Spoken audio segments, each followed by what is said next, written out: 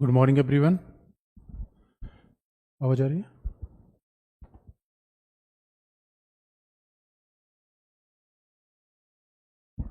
तो आज हम देखेंगे, देखो बच्चों, दो देशों के बीच या दो रीजन के बीच कैसे हम रिलेशन को देखते हैं। इसका एक अच्छा एग्जाम्पल है अफ्रीका यूरोप। जरा एक साथ हम कंपेयर करें अफ्रीका यूरोप के संबंधों को एक साथ कैसे देखा जा सकता है। तो अगर आप इस बात को देखोगे कि एक तरफ है अफ्रीका,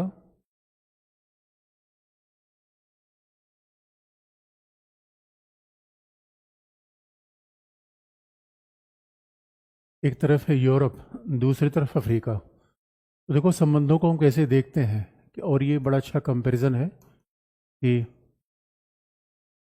और आप याद रखना अफ्रीका, लैटिन अमेरिका, यानी एक ऐसा रीजन है जो विकसित देश है। तो दोनों के साथ हमारे रिलेशन, लेकिन दोनों के साथ कैसे आधार बदलते हैं, ये बड़ा इंटरेस्टिंग कंपैरिजन है। और जब हम दुनिया के सबसे समृद्ध भाग की कल्पना करते हैं तो क्या नाम आता है? यूरोप। क्यों यूरोप है? क्योंकि बच्चों देखो, भाई लंदन का नाम किसने नहीं सुना है? लंदन का नाम तो पूरी दुनिया में जग जाहिर है। इसीलिए अगर आप देखोगे तो यूरोपीय देश में G7 के मेंबर हैं। यूरोपीय देशों ने, भाई दुनिया में अगर परमाणु, अच्छा हथियारों की बात करो तो दुनिया में जो इंग्लैंड है, फ्रांस, इनके पास परमाणु हथियार है। ये दुनिया की इकोनॉमी को सेंटर करते हैं। और कुल मिला के अगर यूरोपियन यूनियन देख लिया जाए, ये दुनिया का सबसे बड़ा फ्री मार्केट है। यूरोपियन यूनियन, जहां आज भी, यूरोपियन यूनियन में क्या है, आज भी 27 देश एक साथ जुड़े हुए हैं। तो आज भी 27 देश एक साथ जुड़े हुए हैं जहाँ पे फ्री मूवमेंट है। यानी अगर आपको दुनिया का ग्लोबलाइज पार्ट देखना है तो आप यूरोप जाओ। मतलब वाकई देशों के बीच सीमा का तो फर्क ही नहीं पता चलता। फ्रांस से जर्मनी जाओ, इंग्लैंड से फ्रांस जाओ, एकदम सीमलेस मूवमेंट। यानी आप कहीं भी जा सकते हो बिना किसी बाधा के। तो आप देखो, और ख़ास तौर पे यानी इन लोगों ने यूरोप में जाओगे, सेंजन वीज़ा है। यानी पूरी यूरोप में जाने के लिए कि क्या सेंजन वीज़ा देते हैं। सेंजन में इसका मतलब आपको वीज़ा जर्मनी, फ्रांस या किसी और देश के लेने की आवश्यकता नहीं। अब सेंजन वीज़ा ले लो, देशों में घूमो। कॉमन करेंसी यूरो है, यूरोप के पार्लियामेंट है। यानी जिसे हम संप्रभुता कहते हैं, जिसे हम संप्रभुता कहते हैं, वो यूरोपीय क्षेत्र में नहीं मिलेगी। भाई संप्रभुता तो राज्य की विशेषता है, किसी रीजन की विशेषता थोड़ी है। जरा आप सोच के देखो, क्या कमाल का यूरोपियन यूनियन है, दुनिया का सबसे समृद्ध क्षेत्र। और इन 27 देशों की अगर पूरी इकॉनमी मिला दी जाए तो वो इकॉनमी अमेरिका के बाद दूसरी सबसे बड़ी हो जाती है, चाइना से आगे। और पर कैपिटा इनकम का हाल तो यह बच्चों की आप देखोगे कि स्विट्जरलैंड, नॉर्वे, स्वीडन, मतलब यहाँ पर कैपिटा इनकम कैसी है? $60,000। तो दुनिया का सबसे समृद्ध क्षेत्र। और एक खास बात है, केवल इस आर्थिक रूप में समृद्ध नहीं है, सैन्य रूप में भी ताकतवर है। आर्थिक रूप में समृद्ध है क्योंकि आर्थिक रूप में ऐसा क्षेत्र समृद्ध है। तकनीक रूप में, और आप जानते हो कि economically it is a prosperous.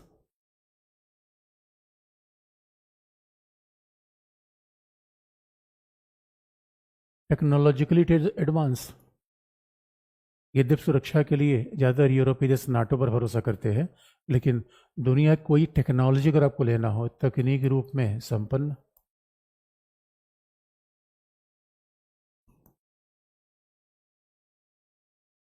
कोई cyber technology, nuclear technology, wind energy, तो आप कहीं भी देखो, यानी विंड एनर्जी की टेक्नोलॉजी, सोलर एनर्जी, पूरी दुनिया में। अब कहा भी जाता है कि यूरोप तो लगभग कार्बन फ्री स्टेज में आ चुका है, वहाँ सब काम मशीन से होता है।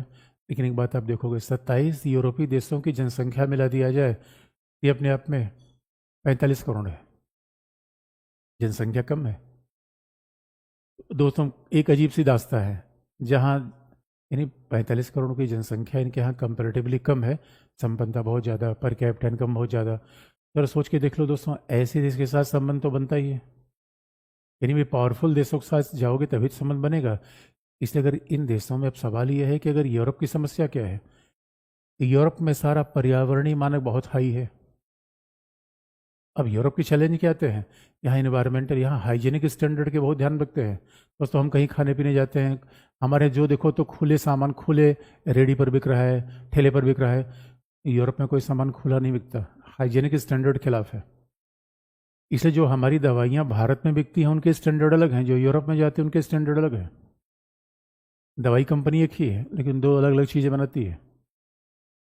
अब सवाल है इनके बाज़ार में पहुंचना थोड़ा कॉम्पिटिटिव है, और अब मामला ही बनता है कि इनके बाज़ार हम क्या बेचेंगे बच्चों।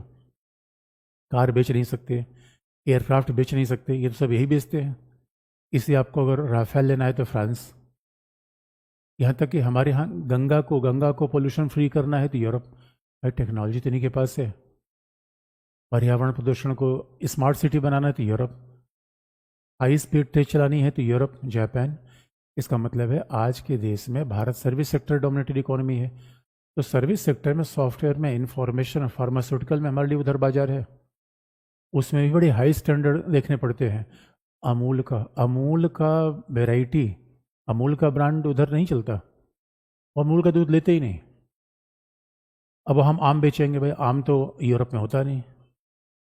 अब आम बेचेंगे तो आम को इतना स्टैंडर्ड पे में रखना पड़ता है कि उसमें कोई पेस्टिसाइड नहीं मिला सकते बच्चों, कीटनाशक हम नहीं मिला सकते।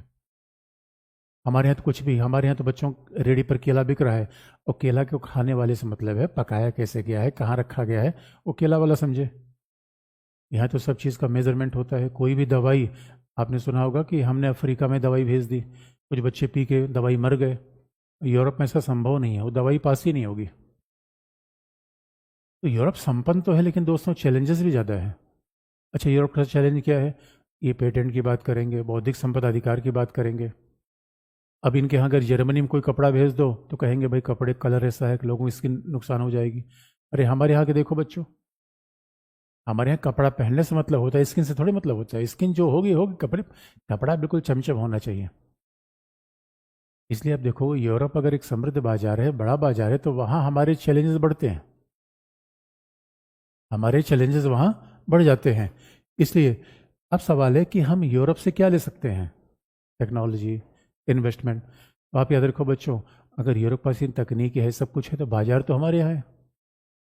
अरे भाई इतना बड़ा बाजार उन्हें कहाँ मिलेगा। तो चाहे कार का बाजार हो, आज इसलिए यूरोप, और यहाँ तक यूरोपीय कंपनी करे भाई हमारे शराब ही बेचने दो। हमने कहा ना ना भाई, शराब और मत पिलाओ। इसका मतलब कार के बाजार से लेकर शराब का बाजार, ये सब तो मूलतः भारत में है। इसलिए यूरोप को लग रहा है। और भारत में क्यों, आप आज की डेट में देखेंगे चाइना का सबसे, यूरोप का सबसे बड़ा व्यापारी भागीदार चाइना, लेकिन यूरोपीय देश चाहते हैं थोड़ा चाइना से मामला घटे, इसे भारत तरफ आना चाहते हैं। और इसमें आप देखोगे, बस करंट अफेयर की बात इतनी होती है कि भारत क्या चाह रहा है कि इंग्लैंड से, यानी भारत की 3 स्तर पर बात हो रही है। एक तरफ भारत की बात हो रही है पूरे यूरोपियन यूनियन के 27 देशों से। भारत की बात किससे हो रही है, इस 27 देशों के साथ, ईयू के साथ मुक्त व्यापार हो, फ्री ट्रेड एग्रीमेंट। और मुक्त व्यापार का मतलब होता है कि हमारे सामान पे वहाँ प्रशुल्क नहीं लगेगा, और वहाँ के सामान आगे हमारे यहाँ प्रशुल्क नहीं लगेगा। और प्रशुल्क न लगने का मतलब है सामान जितना आयात निर्यात वाली वस्तु होगी उनकी लिस्ट बनाते हैं। यानी फ्री ट्रेड का मतलब ऐसा नहीं बच्चों कि हर सामान पे कोई टैरिफ नहीं, प्रशुल्क लगेगा, लेकिन कुछ चीज़ों पे 0, कुछ पे 3, कुछ पे 5, इस तरीके से प्रशुल्क की मात्रा बढ़ेगी, तभी फ्री ट्रेड एग्रीमेंट होता है। इसका मतलब है फ्री ट्रेड एग्रीमेंट अगर होगा तो यूरोपीय सामान हमारे बाजार में आसानी से पहुंचेंगे, हमारे सामान अंदर पहुंचेंगे, व्यापार बढ़ेगा। तो पहला ईयू के साथ हम बातचीत कर रहे हैं, लेकिन जानते हो समस्या कहाँ पे आ रही है। समस्या ये है कि यूरोप के साथ समस्या क्या है, अब वो कहते हैं भाई बौद्धिक संपदा अधिकार का आप ध्यान नहीं रखते। अच्छा, हमारे कमाल का देश है बच्चों, दिल्ली में आप आओ, दिल्ली में आप आओ और उधर चले जाओ, एक मार्केट है, एक गफ्फार मार्केट में हर चीज़ इधर का उधर मिल जाएगी। नेहरू प्लेस में कभी जाओ कंप्यूटर लेने, तो आप कंप्यूटर लेने जाओगे तो कंप्यूटर वाला ये नहीं पूछे कौन सा कंप्यूटर लोगे, पूछेगा ये बताओ सबसे अच्छा कंप्यूटर हम बना के दे दें। इधर का सामान उधर, उधर का सामान उधर। ये तो बौद्धिक संपदा अधिकार का उल्लंघन है। जो हम इकोनॉमी में पढ़ोगे भी तो अब ये समस्या ये है कि इनके साथ मुक्त व्यापार करने में फ़ायदा तो है लेकिन कठिनाई भी है। और ये क्यों चाह रहे हैं? ये भी चाहते हैं कि चाइना पर इनका व्यापार थोड़ा कम हो, तो भारत को देख रहे हैं। लेकिन भारत को समस्या क्या है कि भाई ये चाहते हैं कि हर चीज़ शुल्क मुक्त रूप में भारत में चली जाए। तो अब हम तो शराब तो नहीं परमिशन दे सकते, अब ये चाहते हैं कि शराब पे भी हम टैरिफ ना लगाएं। और इनके लिए तो बड़ी महंगी महंगी कार है, वह कार में हम ज़्यादा टैरिफ लगाएंगे, वो हमारे यहाँ लग्जरी आइटम है। जो भारत में लग्जरी आइटम है इनके लिए सामान्य प्रयोग का वस्तु है। भाई हमारे यहाँ छोटी मोटी कार हो जाए, टाटा नैनो, उतना ही बहुत है, बाकी तो हम काम चला लेंगे महिंद्रा से। इसलिए बच्चों इनकी एक तो इनके साथ व्यापार की बात चल रही है, दूसरा भारत और यूके के साथ, इंग्लैंड के साथ ये भी फ्री ट्रेड एग्रीमेंट की बात चल रही है। इसके साथ भी एफटीए मुक्त व्यापार, मतलब इसके साथ भी एक तो हम यू के साथ एफटीए की बात कर रहे हैं, दूसरी हम इंग्लैंड के साथ एफटीए की बात कर रहे हैं, और तीसरा जो अभी मार्च 2024 में हो गया है, ये तो भी प्रगति पर है, यूके और इंडिया फ्री ट्रेड एग्रीमेंट हो। इसका मतलब है भविष्य में भारत यूरोप की तरफ जाना चाहता है, क्योंकि भाई यूरोप अमीर बाजार है, बड़ा बाजार है, उनको हमारा बाजार चाहिए, हमें इनको टेक्नोलॉजी चाहिए, और यूरोप की ज़्यादा से ज़्यादा कंपनियां भारत में निवेश करेंगे बच्चों, तभी तो भारत का व्यापार बढ़ेगा। और हकीकत ये है कि भाई जो सबसे बड़ा पैसे वाला देश है दोस्तों, वही इन्वेस्टमेंट करेगा तभी तो बात बनेगी। इसलिए हम तो चाहते हैं कि इन्वेस्टर ज़्यादा से ज़्यादा आए, लेकिन अब उसके लिए थोड़ी हमारे यहाँ, अब देखो बच्चों यहीं पे हम चूक जाते हैं, इन्वेस्टमेंट हमारे यहाँ नहीं आ पाता। क्यों? राजनीतिक संकट अपने आप रहता है, इंफ्रास्ट्रक्चर नहीं है, नियम कड़े हैं। आप देखोगे हमारे यहाँ तो सवाल ये, हम तो कहते हैं कि इन्वेस्टमेंट, चाइना जैसे तानाशाही देश में सोचो इन्वेस्टमेंट ज़्यादा है, हमारे यहाँ इन्वेस्टर भरोसा ही नहीं करता। वो कहते हैं यार पता नहीं इंडिया में आज कोई कुछ कहे, कल कोई कुछ कहे, भरोसा ही नहीं है। तो ये चैलेंज हमारे हमेशा आता है। लेकिन इसी बीच में हमने क्या किया है बच्चों कि इसी बीच में हमने क्या किया है कि एक फैक्ट आपको और दिखा दे, इसी बीच में भारत ने क्या किया है, इंडिया ने क्या किया है, नॉर्वे, मैं भी मार्च 2024 में। अब यही केवल घटना करंट अफेयर है बच्चों, मुद्दा तो एक ही है।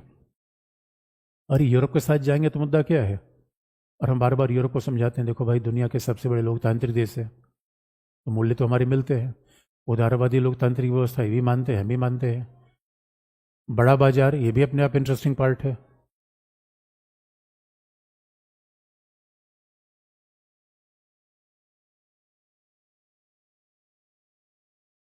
तो ये अपने आप इंटरेस्टिंग पार्ट है कि हमारे यहाँ ये, इसका मतलब है जब यूरोप की बात करेंगे, यूरोप का मतलब डेमोक्रेसी, यूरोप का मतलब उदारवाद, यूरोप का मतलब है डेमोक्रेसी, यूरोप का मतलब उदारवाद। और ये खास बात है कि अगर यूरोप की बात देखी जाए तो अपने आप में ये दुनिया का सबसे समृद्ध क्षेत्र है, दुनिया का सबसे डेमोक्रेटिक क्षेत्र है, ये सब चीज़ें मिलती हैं। लेकिन अब मैंने आगे बढ़ाना कहा है, हम तो ये भी यूरोप को समझा रहे हैं कि चिंता मत करो, आतंकवाद दुनिया की बड़ी समस्या हो सकती है। यूरोपीय देश आतंकवाद के मुद्दे पर, सुरक्षा के मुद्दे पर, साइबर सिक्योरिटी जैसे मुद्दों पर भी कॉपरेशन हो रहा है, राफेल फ्रांस से मंगा रहे हैं। तो यूरोप भी जानता है कि भाई, और हमने तो राफेल इतना फ्रांस से खरीदा कि फ्रांस में चुनावी मुद्दा बन गया, वो इतना बड़ा बाजार है भाई, 100 राफेल खरीदने के ऑर्डर दे देना, 30-25 ऐसे हम खरीदते हैं। तो अभी हमने क्या किया है समझौता, मार्च 2024 में क्या किया है, मार्च 2024 में बच्चों किया है नॉर्वे, आइसलैंड, लेटेस्टीन और स्विट्जरलैंड के साथ।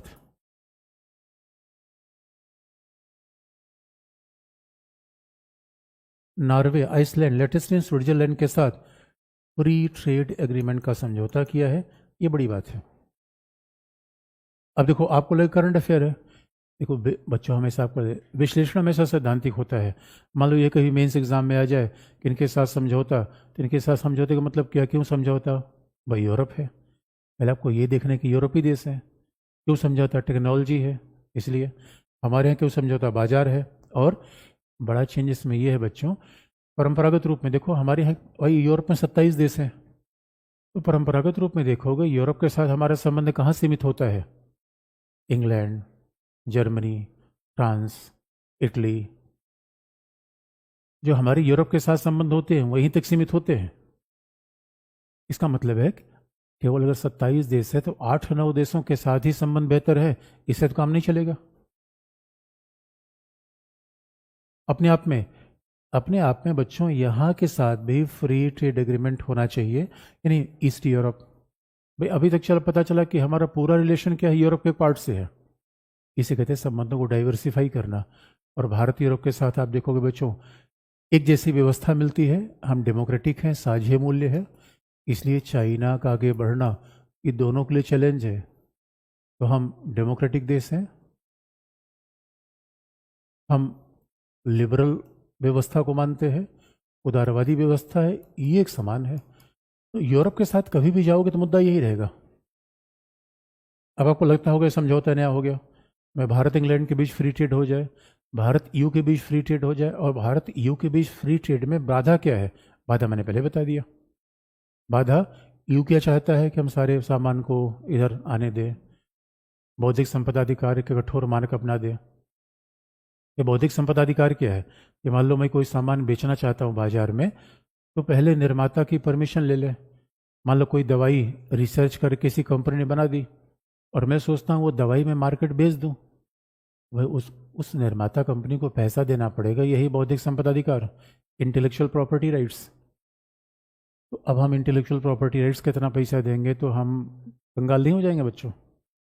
और दूसरी बात है, अपने उद्योगों का संरक्षण करना तो इंडिया का काम ही है।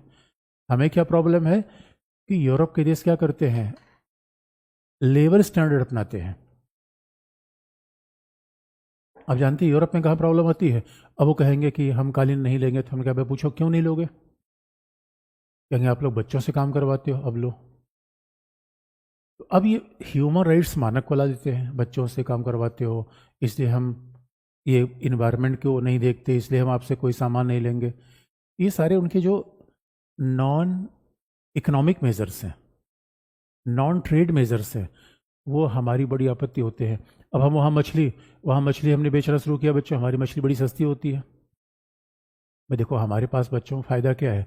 सस्ता श्रम है, चीप लेबर है हमारे यहाँ, एबेंडेंस ऑफ लेबर है, इसलिए हमारी चीज़ एक्सपोर्ट होती है। तो वो क्या करते हैं, टेक्नोलॉजी तो हमारे पास कम है, सस्ता लेबर है, वो सस्ते लेबर को कैसे बैलेंस कर देंगे? हमने वहाँ मछली भेजी, उनका अरे यार तुम लोग ऐसे, तुम्हारी मछली की जाल ठीक नहीं है, हम इसको नहीं लेंगे, तुम मछली अगर ऐसे ले लोगे तो मछली की मार होएगी। हमने कहा अरे भाई, इन्वायरमेंट के बारे में इतने कंसर्न है तो सारे समझौते पर हस्ताक्षर कर दो। तो बच्चों ये चैलेंजेस आते हैं जिससे फ्री ट्रेड एग्रीमेंट नहीं हो रहे हैं, लेकिन जिस दिन फ्री ट्रेड एग्रीमेंट हो जाएगा उसी दिन ये करंट अफेयर के विषय होगा।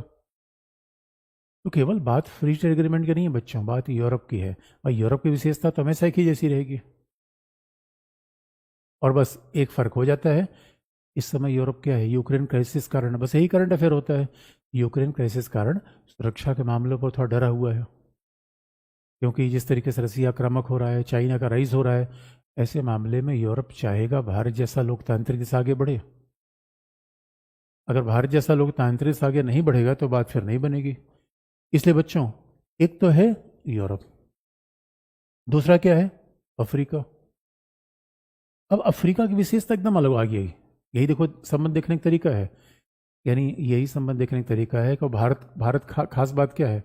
अगर वो पहले दिन फॉरेन पॉलिसी याद होगी तो हमारे यहाँ जो 30 करोड़ का बड़ा बाजार है वो यूरोप से बड़ा हो जाता है, लेकिन हमारे यहाँ गरीब जनसंख्या भी है। तो दोस्तों, अगर हम यूरोप के साथ जा रहे हैं, अगर हम G7 की मीटिंग में जा रहे हैं,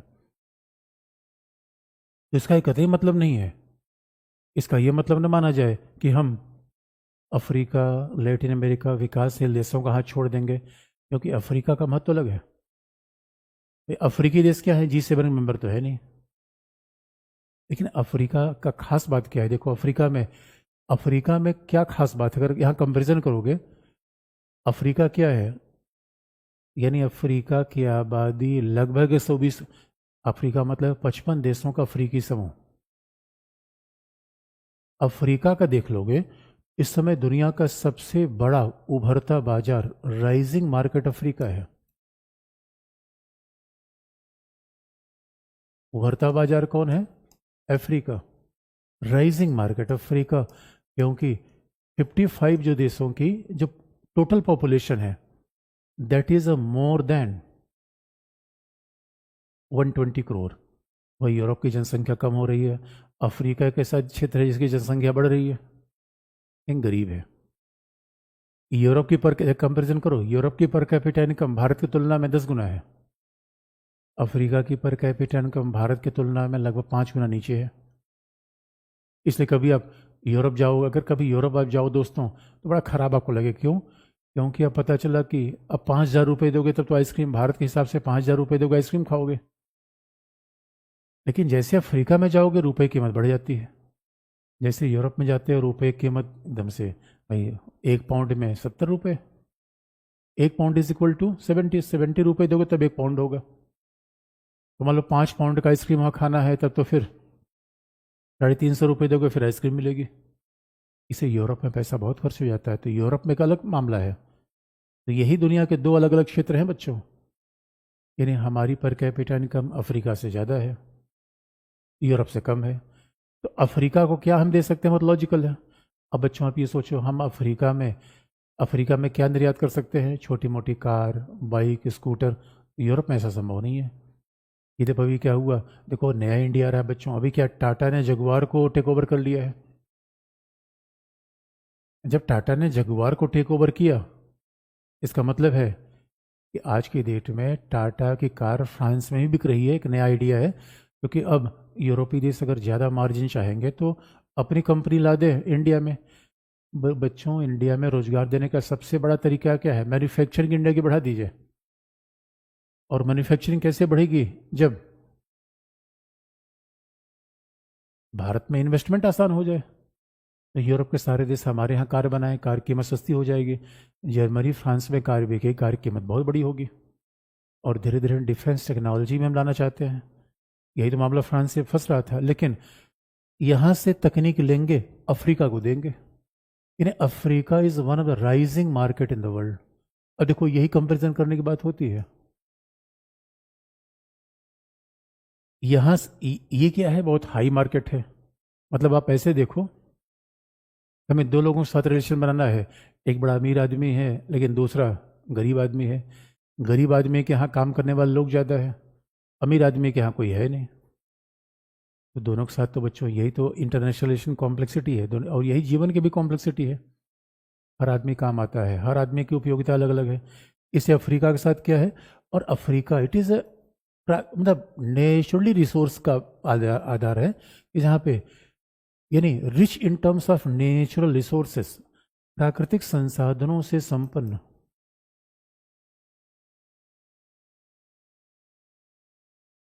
rich in terms of natural resources.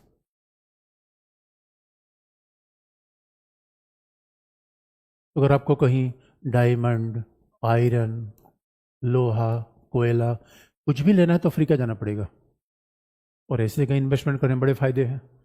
इसलिए आज की डेट में क्या हो रहा है, अफ्रीका से भारत की ऊर्जा आवश्यकता का, भारत की एनर्जी सिक्योरिटी का,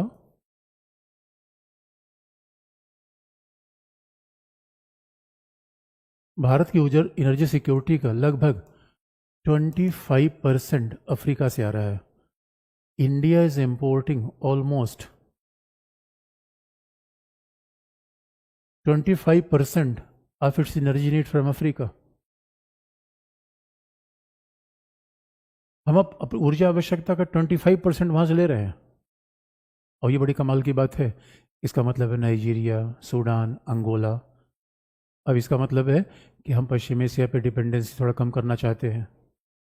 हम केवल पश्चिम एशिया पे डिपेंडेंट थोड़ी रहेंगे ऊर्जा के लिए। आप देखते हो पश्चिम एशिया में अलग मारामारी है, रूस और यूक्रेन के बीच में कब मारामारी हो जाए और गंभीर हो जाए मामला तो गड़बड़ा जाएगा। That is policy of energy security. हम अपने रिसोर्स डाइवर्सिफाई करना चाहते हैं। तो यूरोप के लिए तेल और गैस हमें नहीं चाहिए, वहाँ से टेक्नोलॉजी चाहिए। यहाँ से क्या चाहिए? तेल चाहिए, गैस चाहिए। इसलिए हमारे यहाँ तो तमाम प्राइवेट सेक्टर ने अपना इन्वेस्टमेंट कर रखा है अफ्रीका में, टाटा, रिलायंस। अच्छा, ये भी बड़ी बात है कि हमारे यहाँ के सबसे बड़े व्यापारी मित्तल, फ्रांस में वो कहा जाता है आयरन आयरन आयरन का पूरा अंपायर बना लिया है, स्टील अंपायर। तो लेकिन अब ऐसे भारतीय लोग भारत में निवेश करने से कतराते हैं, यही बड़ी इंटरेस्टिंग बात है। तो ऐसे अगर इंडिया ने आके इंडिया में इन्वेस्टमेंट कर दें तो यूरोप दोस्तों अलग तरीके से है। अफ्रीका के साथ क्या है, एनर्जी नीड्स है, तो नाइजीरिया, अंगोला, सीरिया, और सबसे बड़ी बात है अफ्रीका में हमारे यहाँ तो इंफ्रास्ट्रक्चर डेवलपमेंट में काम हो रहा है, अफ्रीका में वो भी पिछड़ापन है। इसलिए अब देखो चाइना चाइना अफ्रीका के देशों में बड़ी मात्रा में, आज की डेट में अफ्रीका को सबसे बड़ी आर्थिक सहायता देने वाला चाइना, अफ्रीका को सबसे ज़्यादा इंफ्रास्ट्रक्चर डेवलपमेंट चलने वाला चाइना, और रोड बिल्ड प्रोजेक्ट। इसलिए अब देखोगे चाइना का महत्व पूरी दुनिया में बढ़ रहा है। तो अफ्रीका गरीब देश है। अब अच्छा हमारे पास उतना पैसा है नहीं बच्चों, हम अफ्रीका के इंफ्रास्ट्रक्चर नहीं बना सकते। हाँ जापान मिल जाए, अमेरिका मिल जाए, यही गड़बड़ी काम है। अब क्वाड के देश मिलते तो हैं, कई बार हमने कहा भाई थोड़ा सा उधर चलो, लेकिन ये मामला बन नहीं पाता। इसलिए अब देखोगे कि हम क्या करते हैं, हम अफ्रीका में क्या करते हैं, क्षमता निर्माण कार्यक्रम, कैपेसिटी डेवलपमेंट। हम अफ्रीका में क्या चलाते हैं, कैपेसिटी डेवलपमेंट प्रोग्राम।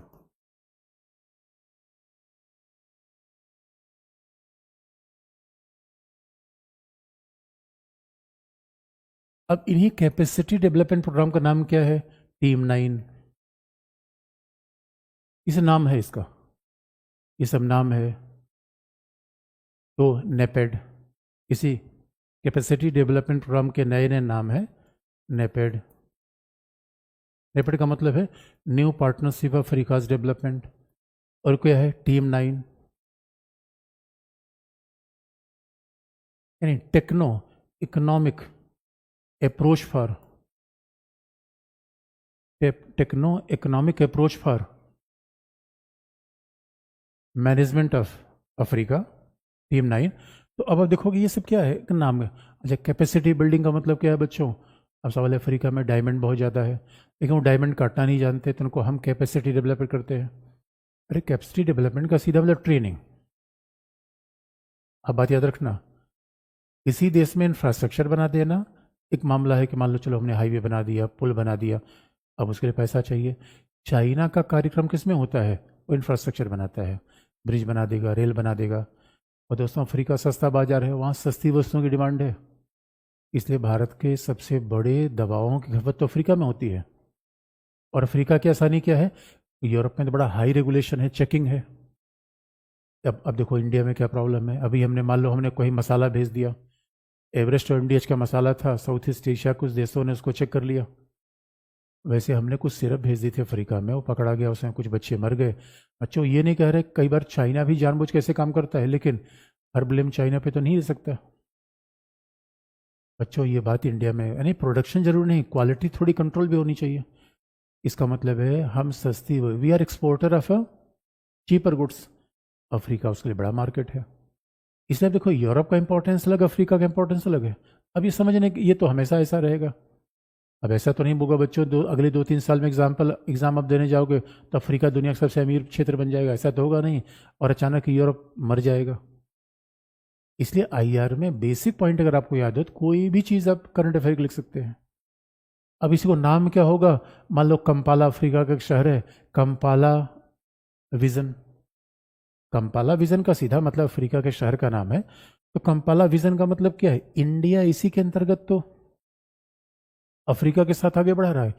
इन सारे जो इंडिया का अप्रोच है अफ्रीका के प्रति, वही तो कंपाला विजन है। तो हम क्या करते हैं, कैपेसिटी डेवलपमेंट का मतलब क्या है, अब देखो अफ्रीका में बीमारियां बहुत ज़्यादा हैं, और अफ्रीका के जो सहारा क्षेत्र के लगभग 30 देश हैं वो तो बड़े ही गरीब हैं, चाड, बर्किना फासो, सोमालिया, ये सब बड़े गरीब देश हैं। तो अब ऐसे देशों में तो बच्चों मतलब कुल मिलाकर देखा जाए 30 देश, तो कुल मिलाकर 57 है, 30 देशों में तो खाने के संकट आ जाते हैं, दवाइयाँ नहीं होती।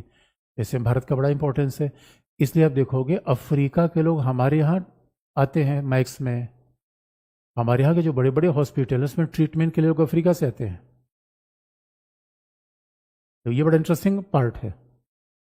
इसलिए ये बात कही जाती है कि अफ्रीका से जो भी लोग इधर आ रहे हैं, अफ्रीका से जो लोग इधर आ रहे हैं, तो क्यों ना हम ही वहाँ हॉस्पिटल खोल के ये काम सब कर दें। इंडिया ने वहाँ पे हॉस्पिटल भी खोले हैं, नर्स को ट्रेनिंग देते हैं, टीचर्स को ट्रेनिंग देते हैं, क्योंकि सबसे ज़्यादा टीचर्स हमारे यहाँ, सबसे ज़्यादा नर्स हमारे यहाँ। इस वजह से कहा जाता है इसी को कहते हैं कैपेसिटी डेवलपमेंट। ये काम इंडिया कर रहा है और इसका मतलब है ये जितने विकासशील देश हैं बहुत लॉजिकल है। अब इंडिया कैपेसिटी डेवलपमेंट यूरोप में थोड़ी करेगा भाई। यूरोप से तो हम सीखते हैं, यूरोप हमें ट्रेनिंग देता है, हम यूरोप को ट्रेनिंग नहीं दे सकते। लेकिन अफ्रीका के साथ क्या है, मामला उल्टा है। अफ्रीका हमें थोड़ी ट्रेनिंग दे रहा है, हम अफ्रीका को ट्रेनिंग देंगे। अभी वहाँ रेल चलवा रहे हैं, लेकिन चाइना बाजी मार लेता है। इसलिए बच्चों जरा सोच के देखो, और हमारे यहाँ वंदे भारत सब हाई टेक ट्रेन होगी, जो छोटी मोटी ट्रेन होगी वो सब हम अफ्रीका को बेच देंगे। ये फायदे हैं। हम अपने यहाँ ग्रीन रेवोल्यूशन के लिए इसराइल को देख रहे हैं, अमेरिका को देख रहे हैं। अफ्रीका में ग्रीन रेवोल्यूशन हम ही कर सकते हैं। कारण ये है बच्चों, अब अफ्रीका भाई गरीब देश बड़े बड़े सामान नहीं खरीद सकता। इस दुनिया में हर प्रोडक्ट बिकता है। अरे किसी शहर में चले जाओ, आपको होटल 500 रुपये मिल जाएगा और होटल 10,000 रुपये मिल जाएगा। अब ये तो हर चीज़ अवेलेबल है। इसलिए बच्चों अगर मान लो कि अफ्रीका में वंदे भारत क्यों नहीं चल सकती हाई स्पीड ट्रेन। अब यूरोप की हाई स्पीड ट्रेन इंडिया में चलेगी, क्योंकि यहाँ पे पेइंग कैपेसिटी है, उतना लोग पे कर देंगे, वहाँ कोई बैठेगा ही नहीं। अभी बच्चे वही बहुत सारे, अभी कहीं युगांडा वगैरह में चले जाओगे तो ऐसा लगेगा कि यार छत्तीसगढ़ और झारखंड किसी दूर दराज के क्षेत्र में चले आए हैं, रांची उची में नहीं, ये दूर दराज क्षेत्र में ऐसा अफ्रीका दिखेगा आपको। यानी मैं कुछ शहर एक्सेप्शन है साउथ अफ्रीका, जहाँ पे साउथ अफ्रीका एक्सेप्शन है। इसलिए बच्चों अफ्रीका का वहाँ बड़ा बाजार है, सस्ती वस्तुएं हैं, तो ज़्यादा से ज़्यादा चीज़ें हम बेच सकते हैं। यहाँ पे सस्ती वस्तुओं की डिमांड नहीं है, यूरोप में सस्ता नहीं चाहिए आपको, यूरोप में क्वालिटेटिव चीज़ें चाहिए, और यहाँ सस्ती चीज़ें चाहिए। यहाँ हम कैपेसिटी डेवलपमेंट करते हैं, यहाँ के लिए आवश्यक नहीं है। यहाँ हर देश में लोकतंत्र है, लेकिन आप जानते हो कि यूरोप, अब अफ्रीका है, सोमालिया के डाकू ने दुनिया को तंग कर रखा है। और सोमालिया के डाकू आए कैसे बच्चों, सोमालिया के डाकू आप देख ही रहे हो। तो सोमालिया के डाकू क्या करते थे, आसपास के क्षेत्रों में भाई समुद्र किनारे पहले क्या करते थे, ये भाई मछली पकड़ने जाते थे। तो धीरे धीरे मछली वहाँ नहीं मिलनी शुरू हुई, तो फिर नाव लेके गहरे समुद्र में निकल गए। और जब नाव लेके गहरे समुद्र में देखा है तो वो चमचम जहाज हैं, उनको लगा यार हम यहाँ पे कहाँ पड़े हुए थे। इसलिए उन्होंने ये हाईजैकिंग करने शुरू कर, पायरेट्स, और दुनिया के लिए बड़े सरदर्द है ये। तो अलग अलग क्षेत्रों की समस्या अलग अलग है। और सबसे बड़ी बात क्या है बच्चों, अफ्रीका के साथ अगर हमारे इतने रिलेशन है तो आप कहोगे कि और बाकी अफ्रीका के साथ रिलेशन कैसे हैं, धीरे धीरे चीज़ें चेंज हो रही हैं। और एक खास बात है, अफ्रीका में बहुत बड़ी संख्या में भारतीय मूल के लोग हैं, इंडियन डायस्पोरा बहुत बड़ी संख्या में है। The people of Indian origin या इंडियन डायस्पोरा,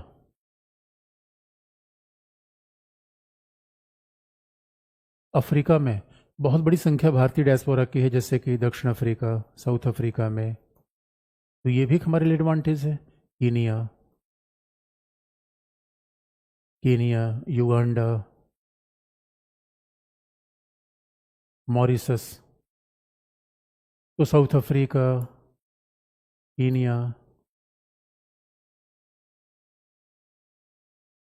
युगांडा। अब ये बड़ी इंटरेस्टिंग बात आप देखोगे, अब यहाँ इंडियन ओरिजिन के लोग ज़्यादा हैं, तो भाई जहाँ लोग ज़्यादा रहेंगे व्यापार के चांसेस होंगे और मामला। अच्छा, यूरोप में भारतीय मूल के लोग हैं, इंग्लैंड में इस समय लगभग 10 लाख इंडियन हैं, फ्रांस में। तो इंडियन तो हर जगह है, लेकिन वहाँ थोड़े, यहाँ वो इंडियन है जो सॉफ्टवेयर इंजीनियर हैं, बिजनेसमैन हैं, डॉक्टर हैं। यहाँ वो इंडियन है जो अंग्रेजी ले गए थे, तो अभी उतने पावरफुल नहीं है, फिर भी कंफर्टेबल पोजीशन में है। लेकिन बच्चों देखो, जहाँ जहाँ इंडियन बाहर गए हैं वहाँ बड़ा अच्छा किया है।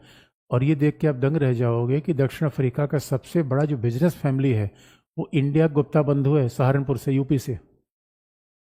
और ये भी इंटरेस्टिंग पार्ट है कि इंडियंस पे कई बार अफ्रीका में हमला किया गया, करवाया गया। कई बार देखो, भारत विरोध पैदा करने के लिए चाइना सब काम करता है। अब ये देखो, ये नकारात्मक पॉलिटिक्स है बच्चों। यानी जैसे कई बार हम इंडिया में कहते हैं कि ये अदानी बेकार है, अंबानी बेकार है, सब पॉलिटिक्स है। वैसे भारतीय मूल के लोग सोचो, जिन्होंने अपने मेहनत से जो अफ्रीका में गए, कैसे मजदूर के रूप में गए थे, अफ्रीका मजदूर के रूप में गए और आज व्यापारी बन गए। अब लोग उनको टारगेट कर रहे हैं कि नहीं भैया ये तो इंडियन आए यहाँ पे इतने अमीर हो गए, ये सबका शोषण कर रहे हैं। ये कहानी है बच्चों कि शोषण और प्रगति में कोई शोषण करता है या कोई इफिशियंट है, इस बारे में बड़े विवाद है। लेकिन अब सवाल है, अगर यही इंडियन न गए होते तो पूरे वहाँ तो कोई बिजनेस कर ही नहीं पा रहा था। इंडिया ने जाके वहाँ बिजनेस किया बच्चों, तब अफ्रीका को लगा कि हाँ भाई अब थोड़े काम किए सकते हैं। तो लोग आपके विकास में सहायक हैं या आपका शोषण कर रहे हैं, हमेशा डिबेट का पॉइंट रहा है। लेकिन पॉलिटिक्स में सबसे आसान क्या होता है कि ये बता देना ये शोषण कर रहे हैं। और जरा कंपैरिजन कर लें कि यूरोप और अमेरिका अफ्रीका के बीच में फिर रिलेशन कैसे हैं बच्चों।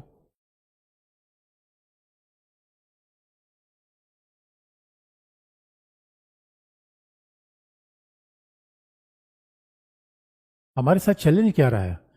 देखो, हमारा ट्रेड ज़्यादातर देशों के साथ 100 से $125 बिलियन के आगे बढ़ ही नहीं पा रहा है। ये हमारा चैलेंज है, क्योंकि अब जो हमारी इकोनॉमी अच्छी नहीं होगी बच्चों, तो हम कहाँ से इसको आगे बढ़ाएंगे। तो यूरोप के साथ क्या है भाई, हमारी G7 की मीट होती है, यूरोप के साथ हम कहाँ मिलते हैं? G7 के फोरम पे, G20 के फोरम पे यूरोप के साथ यहाँ मिलते हैं। और ख़ास तौर पर कुछ जगहों पर यूरोप ट्रेड के मामले में फ्री ट्रेड की चर्चा चल रही है। लेकिन कुछ मामलों पर यूरोप के साथ हमारे इन्वायरमेंट की इशू पे, ह्यूमन राइट्स की इशू पे, उस पर चैलेंज आता है। क्योंकि साझेपन तो ठीक है, लेकिन पर्यावरण के मुद्दे पर, क्योंकि इनके यहाँ पर्यावरण के मानक बहुत ज़बरदस्त हैं। भाई हमारे यहाँ गरीब देश है भी, अब नहीं हमने इंडस्ट्रियलाइजेशन किया नहीं है, तो इन्वायरमेंटल स्टैंडर्ड को लेकर, पर्यावरण मानक को लेकर इनके जो मानक है बच्चों हम अपनाएंगे, पता चला हमें तो पहले दलिया खिलाना है लोगों को। दूसरी बात है श्रम मानक, लेबर स्टैंडर्ड को लेकर। ये सब अफ्रीका में समस्या नहीं होती।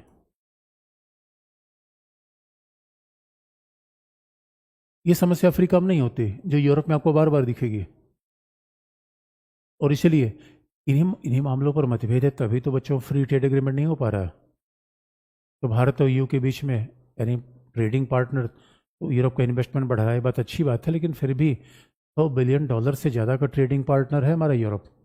लेकिन वो क्षमता चाइना के साथ आप देखोगे $600 बिलियन। तो चाइना तो बहुत लीड लिए हुए है। यहाँ आप देखोगे अफ्रीका का मामला क्या है। अब बच्चों अफ्रीका में हमने क्या किया, इंडिया अफ्रीका, चूँकि अफ्रीका में फिर वही संसाधन है, एनर्जी है।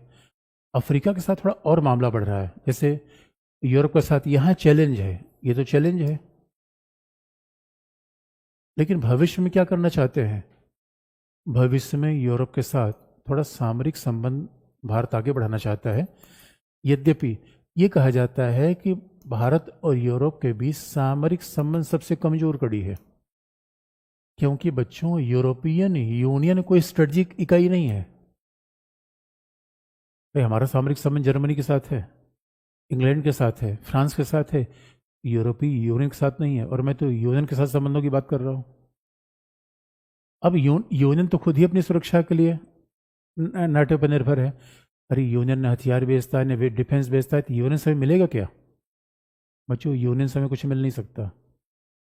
इसलिए कहा जाता है कि अपने आप में सामरिक संबंध एक वीक लिंक है, फिर भी समुद्री सुरक्षा, इंडियन ओशन, चाइना का राइज होना, साइबर सिक्योरिटी, इन मामलों पर हम यूरोप से सामरिक सहयोग करते हैं। ये चैलेंज है।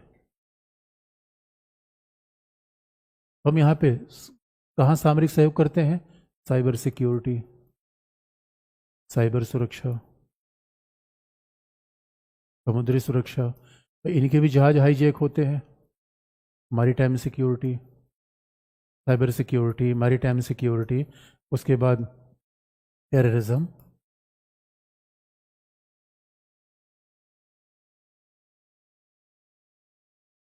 फिर भी क्योंकि राइज ऑफ चाइना जिस तरीके से आगे बढ़ रहा है, अगर हम यूरोप के साथ संबंध को आगे नहीं बढ़ाएंगे बच्चों, तो ये लिबरल वर्ल्ड ऑर्डर के लिए बड़ा चैलेंज होगा।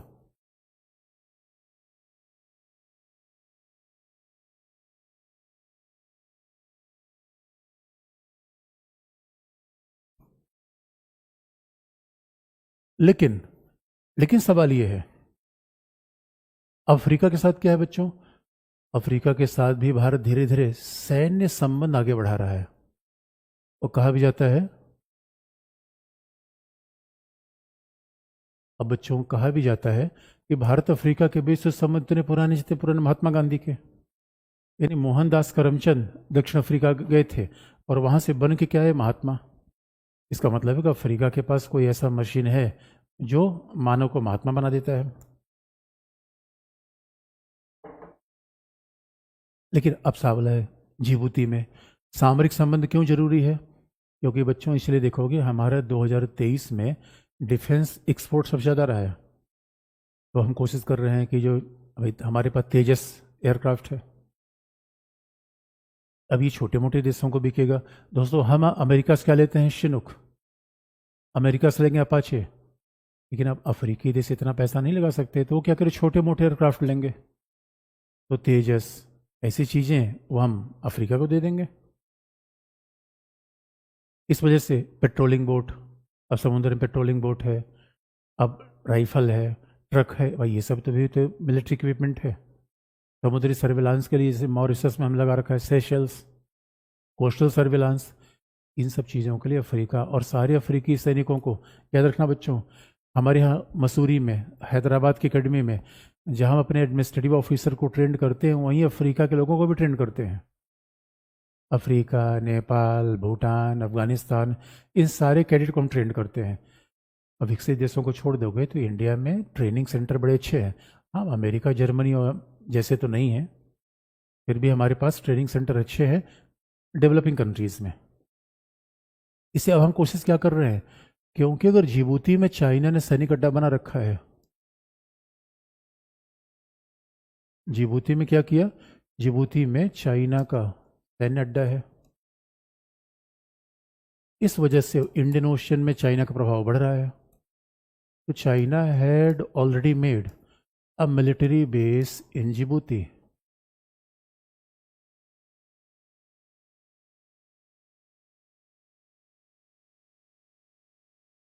तो अब इसको काउंटर करने के लिए तो बच्चों हमें आगे बढ़ना पड़ेगा।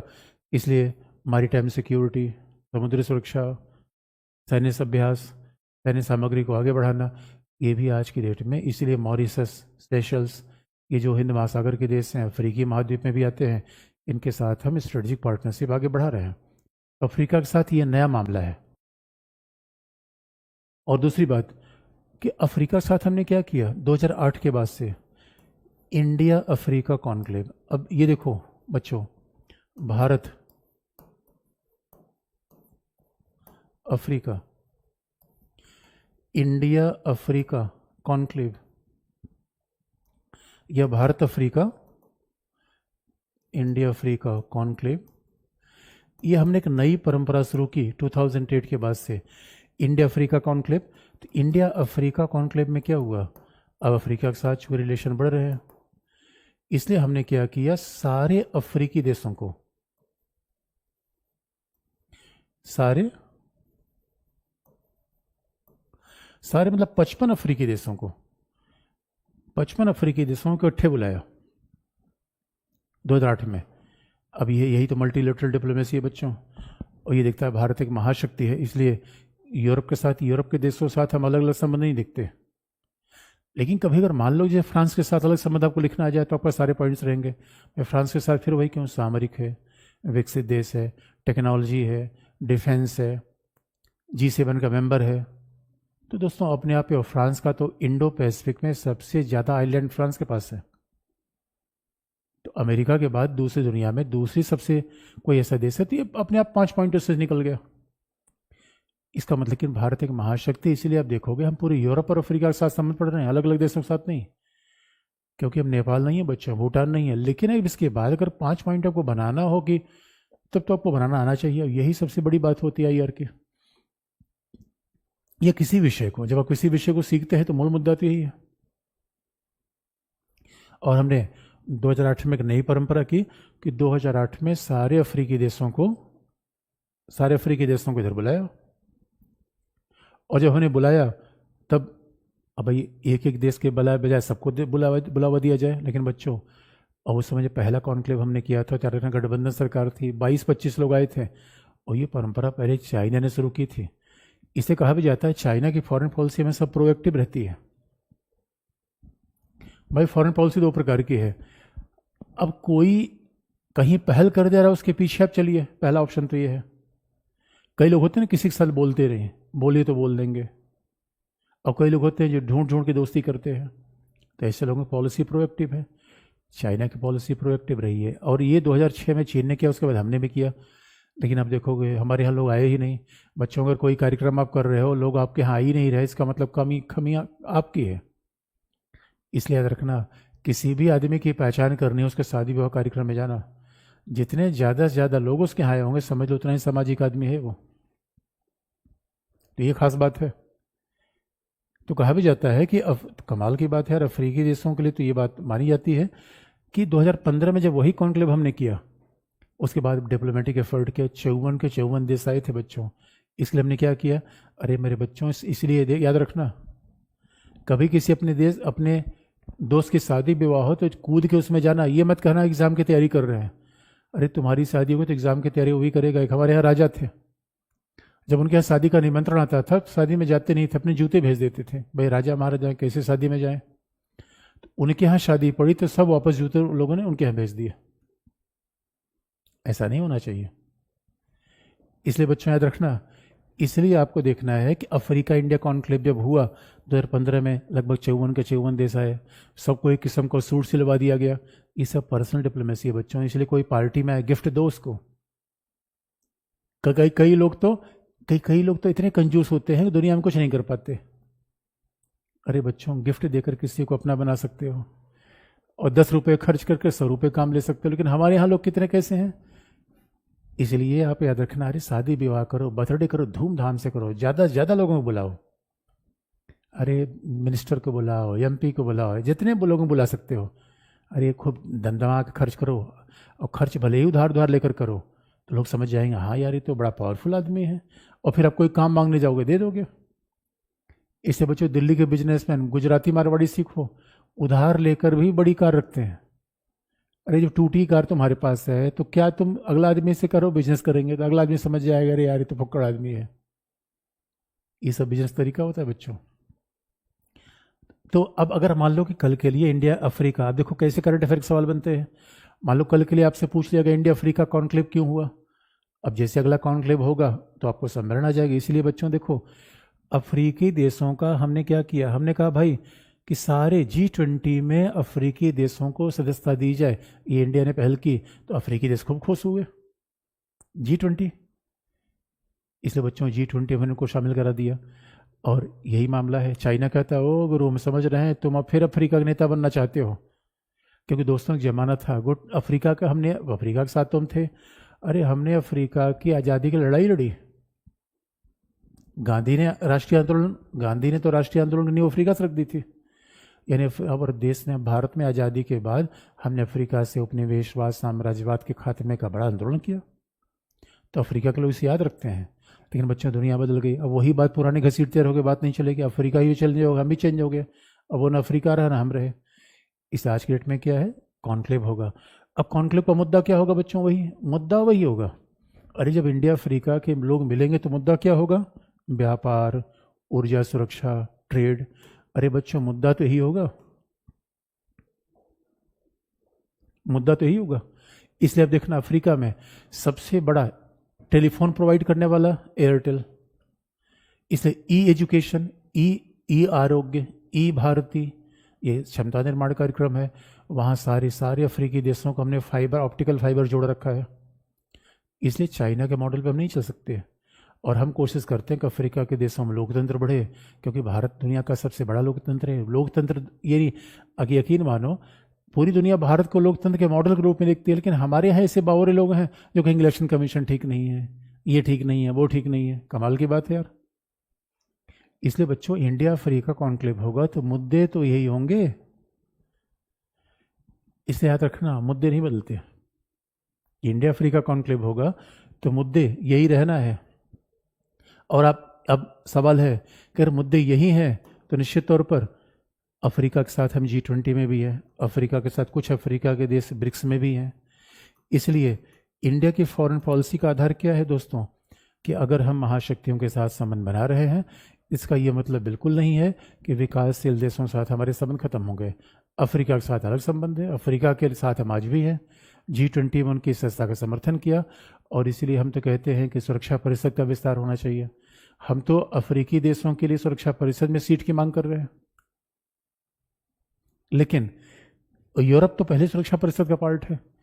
यूरोपीय लोगों को सुरक्षा परिषद में स्थान नहीं चाहिए, बल्कि हम उनसे उम्मीद करें भाई तुम थोड़ा सा अपना दरवाज़ा खोलो। हाँ, अफ्रीका में समस्या है, निर्याती संघर्ष हो जाएगा, सूडान अलग जल जाता है, सोमालिया में अलग झगड़ा हो जाता है, ये अफ्रीका की समस्या भी है। लेकिन चाइना ने कैसा बाजार किया है अफ्रीका में। लेकिन दोस्तों, अफ्रीका में ज़्यादातर देश जो चाइना से लोन लिए हुए सब बर्बादी के कगार पर जा रहे हैं। इस इंडिया का मॉडल क्या है, वे क्षमता निर्माण करो, क्षमता निर्माण करो। उसके लिए हम आर्थिक सहायता भी देते हैं। लगभग 60 से 8 बिलियन डॉलर की सहायता हमने अफ्रीकी देशों को दी है। यही क्षमता निर्माण कार्यक्रम, यही सॉफ्ट पावर है। यही बच्चों हैं यूरोप और अमेरिका, ये यूरोप और अमेरिका है। और उसके बाद जो हमारा लास्ट टॉपिक बचता है वो भी डायस्पोरा है। तो अब सवाल पूछ लो आप, जरा ऑन कर दो तो।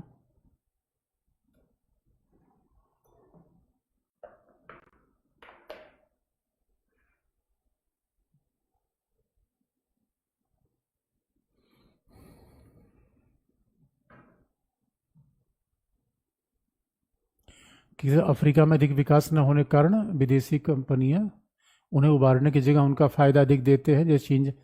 अरे दोस्तों देखो, अब ये विवाद का विषय मेरे बच्चों, आज तक यही सब, अरे वो विदेशी कंपनियां अपना फायदा देखती हैं, अब ये बड़ा विवाद का विषय है। ये तो आप जानते हो, आप लोग ज़्यादा होशियार हो।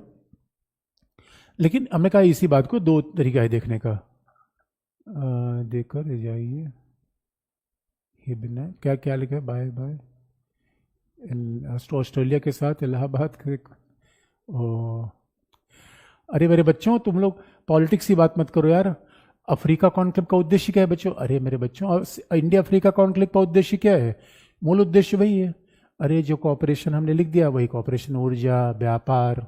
किसी बच्चन का एफटीए क्या है?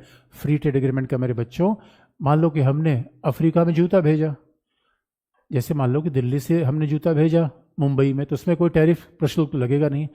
वैसे फ्री ट्रेड के साथ जब हम लंदन में जूता भेज देंगे उस पर प्रशुल्क नहीं लगेगा। लेकिन मान लो कि 500 वस्तुओं का व्यापार हम लंदन के साथ कर रहे हैं, कुछ पे लगेगा कुछ पे नहीं लगेगा।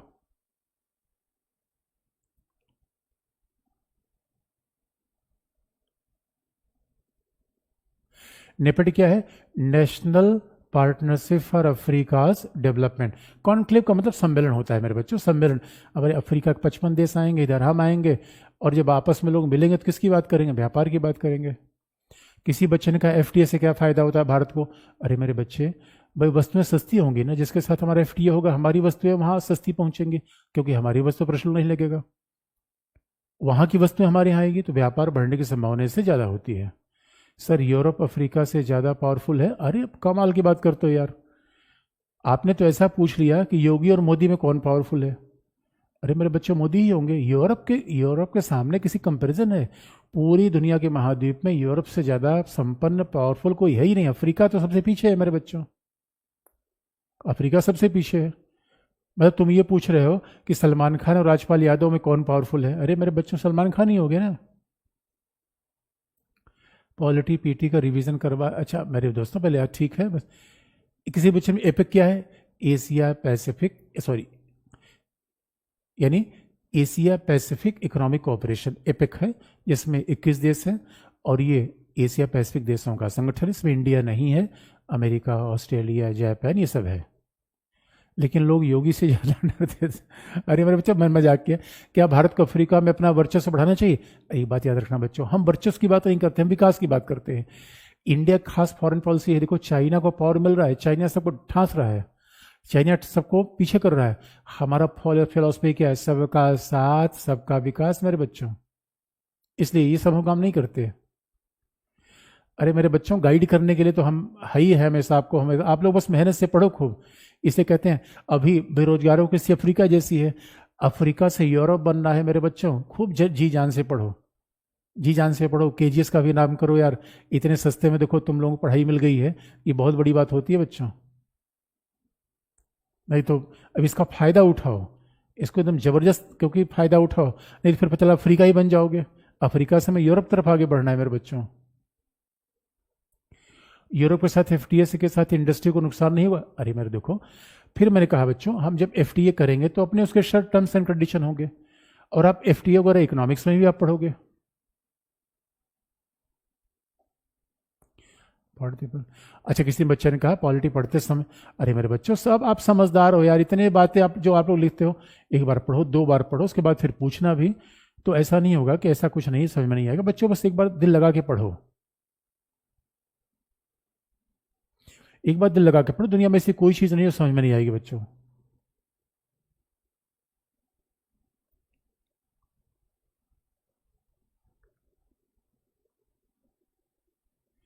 क्या ओवर थिंकिंग को कम कैसे करें? अरे मेरे देखो, ओवर थिंकिंग कई बार होती है बच्चों में। अरे मेरे बच्चों, ओवर थिंकिंग कैसे कम करोगे? थोड़ा सुबह उठो, सुबह उठो, थोड़ा सा एकांत में बैठना सीखो, अपने ऊपर कंट्रोल करो बच्चों। इसे मैं बार बार कहता हूँ, देखो अभी युवावस्था में आपके पास ऊर्जा बहुत ज़्यादा है, सकारात्मकता है, लेकिन उन एनर्जी बटी हुई है। एनर्जी को कंट्रोल करने का सबसे अच्छा तरीका, थोड़ा बैठो, आंख बंद करके बैठो, अपने ऊपर सोचो कि मैं क्या कर रहा हूँ, जीवन में पर्पज क्या है, तो अपने आप मेरे बच्चों अच्छा कर जाओगे। इसलिए ओवर थिंकिंग कम होगी। और थिंकिंग मानो की विशेषता, थिंकिंग कंट्रोल नहीं कर पाते, उसको थोड़ा एकदम धार दे दो, जिस दिशा में चलना है उस दिशा में चल दो। अफ्रीका मानवता का पलायन होने के बावजूद पाल, देखो मेरे बच्चों, यही बात ध्यान में रखने की, किसी देश के विकास के लिए वहाँ पॉलिटिकल स्टेबिलिटी चाहिए, वहाँ मानव संसाधन चाहिए, वहाँ विकास चाहिए, और दोस्तों वहाँ पे कहीं ना कहीं उद्यमशीलता भी चाहिए। कई बार देखो, एक समस्या क्या होती है, जो प्रकृति के पास बहुत लोग मिलते हैं, पहला जिनको प्रकृति ने बड़ी सारे संसाधन दे दिए, वो कई बार बहुत आलसी हो जाते हैं, डेवलप नहीं करते। यूरोप में आप देखो, यूरोप में इतनी ठंडी होती है कि वहाँ रहना बड़ा मुश्किल है। अफ्रीका में काम न करो तो भी आप रह लोगे, इंडिया में काम न करो तो फिर यूरोप में नहीं रह सकते आप। यूरोप में ठंडी लगेगी, ठंडी लगेगी तो काम करना पड़ेगा। इसे बच्चों ये भी अपने आप में मामला है कि अरे अरे बच्चों, दिमाग देखो, जवानी में दिमाग भागता ही है, बस धीरे धीरे कंट्रोल करो, कोई दिक्कत नहीं है मेरे बच्चों, सब हो जाएगा। तो ठीक है मेरे बच्चों, कल आपका लास्ट टॉपिक होगा, कल आपका लास्ट टॉपिक बता दूंगा। उसके बाद अगर जो कहोगे एक क्लास और भी मैं ले लूंगा, क्लास में कोई दिक्कत नहीं है। तो कल आपको मैं बता, संयुक्त राष्ट्र संघ, यूनाइटेड नेशंस, कल संयुक्त राष्ट्र संघ बताऊंगा बच्चों।